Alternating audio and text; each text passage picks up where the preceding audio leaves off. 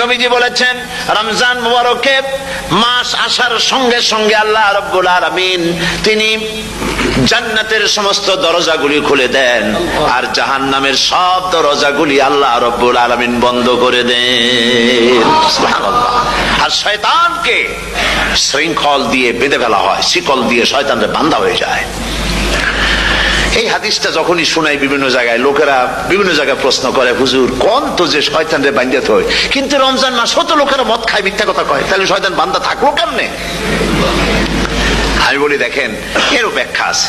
এর ব্যাখ্যা হলো এই, কোন কোন ঘড়ি আছে একবার চাবি দিলে 6 মাস চলে, আর একবার চাবি দিলে 2 বছর চলে, আবার চাবি দিলে লাইফ চলে যায়, এরকমের ঘড়িও আছে।